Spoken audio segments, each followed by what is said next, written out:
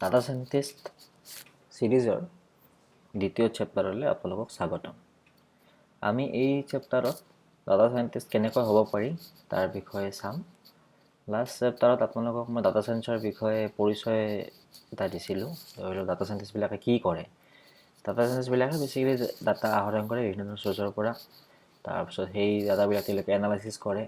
Analyse কৰি ধৰি লওক তাৰ ওপৰত বিভিন্ন ধৰণৰ কনক্লুজন ওলায় বা প্ৰেডিকশ্যন ওলায়, যাৰ সহায়ত তেওঁলোকে নেক্সট কিছুমান ডিচিশ্যন লোৱাত সহায় হয়। চ' এতিয়া এইটো চেপ্টাৰত আমি চাম যে আপুনি কেনেকৈ এজন ডাটা চাইণ্টিষ্ট হ'ব পাৰে, আপুনি আৰম্ভণি কেনেকৈ কৰিব পাৰে সেই বিষয়ে আমি চাম। চাওক, ডাটা চাইন্সৰ প্ৰয়োজনীয়তা কি। বৰ্তমান যিটো IT চেক্টৰ বা প্ৰযুক্তিবিদ্যাৰ ক্ষেত্ৰত ডাটা চাইণ্টিষ্টবিলাক হৈছে আটাইতকৈ বেছি উপাৰ্জন কৰা ব্যক্তিসকলৰ ভিতৰত অন্যতম।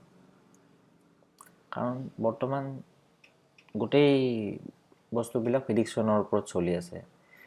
আপোনালোকৰ লাষ্ট চেপ্টাৰত মই কৈছিলোঁ নেটফ্লিক্সে এনেকুৱা প্ৰেডিকশ্যন কৰে আপুনি নেক্সট কি চাব পাৰে। ইউটিউব হওক বা স্পটিফাই হওক, এমাজন হওক, গোটেইবিলাকে কি কৰে, ডাটা চাইণ্টিষ্ট আছে তেওঁলোকৰ, যোনে মানে আপোনাৰ বিভিন্ন ধৰণৰ ইউজৰ ওপৰত বেচিছ কৰি পিনে ডাটা চাইন্স ইউজ কৰি ডিচিশ্যনবিলাক লয়। আৰু সেইকাৰণে তেওঁলোকৰ ডিমাণ্ডটো বহুত বেছি। তেওঁ আটাইতকৈ আকৰ্ষণীয় প্ৰাৰ্থী হয়। আৰু এনেকুৱা ধৰা বন্ধা একো ডিগ্ৰী নাথাকে যে আপুনি এইটো ডিগ্ৰী হ'বই লাগিব ডাটা চাইণ্টিষ্ট হ'বৰ কাৰণে। আপুনি ডাটা চাইন্সৰ যিখিনি বেছিক জ্ঞান সেইখিনি আহৰণ কৰিলেই হ'ল। তাৰ ওপৰত আপুনি ডাটা চাইণ্টিষ্ট হ'ব পাৰে। আৰু আপোনাৰ যদি বস্তুটোৰ প্ৰতি ইণ্টাৰেষ্ট আছে বা ৰাপ আছে, আপুনি ইটোত উন্নতি কৰিব পাৰে। এতিয়া চাওঁ, ধৰি লওক আমি ডাটা চাইণ্টিষ্ট হ'বৰ কাৰণে ন্যূনতম কি অৰ্হতা লাগে।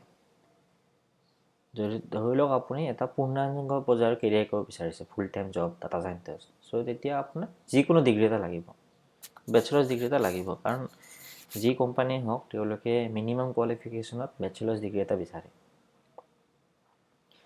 চ' আপুনি বেচেলাৰ্ছ ডিগ্ৰীটো লোৱাৰ পিছত আপুনি ডাটা চাইণ্টিষ্ট নিজে শিকিব পাৰে। অনলাইন আপোনাৰ বিভিন্ন ধৰণৰ কোৰ্চ আছে য'ত আপুনি প্ৰমাণপত্ৰও লাভ কৰে। ধৰি লওক উডাচিটি আছে, এডুৰেকা, কৰ্চেৰা। কিন্তু ইয়াত কিছুমান কোৰ্চ আছে আপুনি বিনামূলীয়াকৈ কৰিব পাৰে, কিন্তু কিছুমানত আপুনি য'ত ধৰি লওক চাৰ্টিফিকেট পায় আপুনি, তাত আপুনি কিছুমান খৰচ হ'ব পাৰে আপোনালোকৰ চাৰ্টিফিকেটখনৰ কাৰণে। আৰু যদি আপোনাক প্ৰমাণপত্ৰৰ প্ৰয়োজন নাই, তেতিয়া আপুনি অনলাইন যোগেদি বিনামূলীয়াকৈ ডাটা চাইন্স শিকিব পাৰে। আৰু ডাটা চাইন্সখিনি শিকাৰ পিছত আপুনি নিয়মিত অভ্যাসৰ জৰিয়তে আপুনি কম দিনৰ ভিতৰতে পাকৈত হৈ যাব পাৰে। চ' আপুনি ধৰি লওক বিভিন্ন ধৰণৰ ডাটা ছেট আহৰণ কৰি তাৰ ওপৰত আপুনি এইবিলাক ইউজ কৰি আপুনি এক্সপিৰিয়েঞ্চ হৈ যাব পাৰে আপোনাৰ।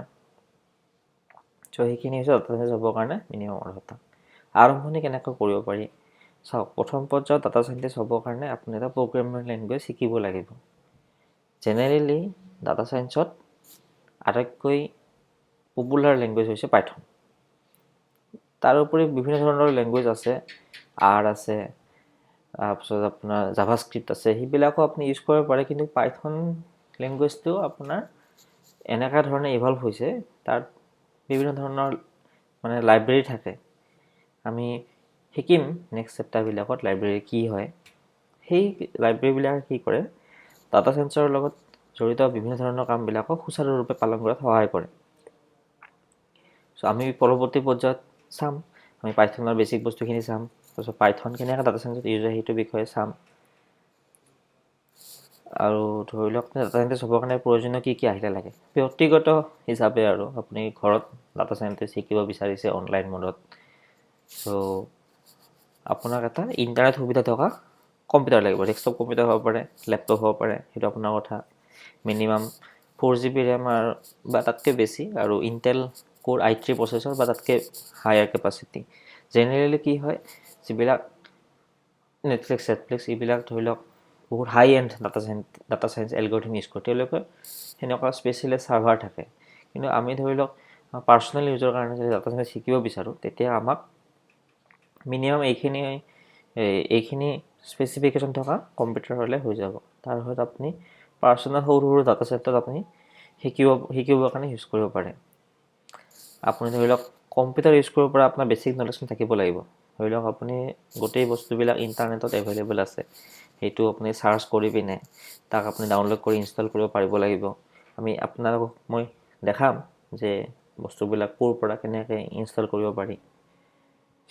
আৰু ধৰি লওক এটা ID বুলি কয়, সেইটো কম্পিউটাৰ প্ৰগ্ৰামিং কৰিবৰ কাৰণে, ধৰি লওক আপুনি লিখিবৰ কাৰণে, ধৰি লওক আপুনি মাইক্ৰ'ছফ্ট ৱৰ্ডত যেনেকৈ চিঠি এখন লিখে বা লেটাৰ এখন লিখে, তেনেকৈ আপুনি প্ৰগ্ৰামিং কোডবিলাক লিখিবৰ কাৰণে আপোনাৰ কিছুমান ID বুলি কয়, ইণ্টিগ্ৰেটেড ডেভেলপমেণ্ট এনভাইৰনমেণ্ট। চ' তেনেকুৱা জুপিটাৰ নোটবুক আছে পাইথনৰ কাৰণে, আৰু বিভিন্ন ধৰণৰ বস্তু আছে, ভিজুৱেল ষ্টুডিঅ' কোড আছে, জেট ব্ৰেইনছৰ আপোনাৰ পাইথান আছে। সেনেকৈ আপুনি যিহেতু আমি পাইথন ইউজ কৰিম, চ' আপোনালোকক মই পাইথনৰ বিষয়ে দেখাম নেক্সট চেপ্টাৰবিলাকত। চ' সেই পাইথন লেংগুৱেজটো লিখিবৰ কাৰণে আপোনাক সেই ID এটাৰ প্ৰয়োজন হ'ব। আৰু আপোনাৰ কিছুমান একদম বেছিক নলেজ পৰিসংখ্যা বা মেথমেটিক্সৰ ওপৰত, ধৰি লওক মিন, মিডিয়ান, মাধ্য বহুলক, ষ্টেণ্ডাৰ্ড ডেভিয়েশ্যন, কোৰিলেশ্যন, এই বস্তুবিলাক ইউজ হ'ব। ডাটা চাইণ্টিষ্টত ডাটা চাইন্স শিকিবৰ কাৰণে ষ্টেটিষ্টিকেল এই মেথডবিলাক ইউজ হয়। বেছিকেলি ষ্টেটিষ্টিকেল মেথডছখিনিয়ে আপুনি কম্পিউটাৰ থ্ৰুদি ইউজ কৰাটো ডাটা চাইন্সৰ এটা মানে বহুত ইম্পৰ্টেণ্ট অংগ মানে।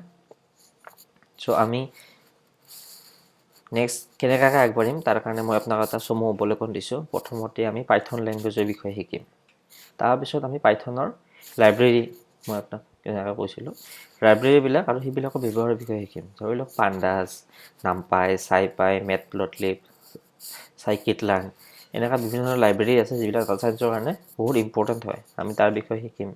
তাৰপিছত আমি কিছুমান ৰিয়েল ৱৰ্ল্ড ডাটা ছেটছ ল'ম যিবিলাক ফ্ৰীলি এভেইলেবল হয়, আৰু তাৰ ওপৰত আমি বিভিন্ন ধৰণৰ এলগৰিথম প্ৰয়োগ কৰিম পাইথন ইউজ কৰি পিনে, আৰু তাৰ ওপৰত আমি ডাটাবিলাক এনালাইচিছ কৰিব চেষ্টা কৰিম। আৰু ডাটা চাইন্সৰ লাষ্ট ষ্টেপ হৈছে মেচিন লাৰ্ণিং। চ' মেচিন লাৰ্ণিঙৰ বিষয়ে আমি শিকিম, আৰু সেই মেচিন লাৰ্ণিং ইউজ কৰি পিনে আমি প্ৰেডিক্টিভ এনালাইটিক্সৰ চেষ্টা কৰিম, মানে আমি কেনেকুৱা ধৰণে প্ৰেডিকশ্যন কৰিব পাৰোঁ সেই বিষয়ে আপোনালোকক মই পৰৱৰ্তী চেপ্টাৰবিলাকত শিকাম। চ' আশা কৰোঁ আপোনালোকে এই ভিডিঅ'টো ভাল পাইছে। আমি নেক্সট ষ্টেপত পাইথন লেংগুৱেজ কেনেকৈ ইনষ্টল কৰে, পাইথন লেংগুৱেজ কেনেকৈ লিখিব পাৰে, আপুনি কেনেকৈ প্ৰগ্ৰেমিং আৰম্ভ কৰিব, ফাৰ্ষ্ট ষ্টেপবিলাক তাৰ ওপৰত আমি আপোনালোকক দেখাম। চ' আশা কৰোঁ আপোনালোকে ভিডিঅ'টো যদি ভাল পাইছে লাইক, শ্বেয়াৰ আৰু কমেণ্ট কৰিব নাপাহৰিব। পৰৱৰ্তী পৰ্যায়ত নেক্সট চেপ্টাৰত আকৌ লগ পাম আপোনালোকক। ধন্যবাদ।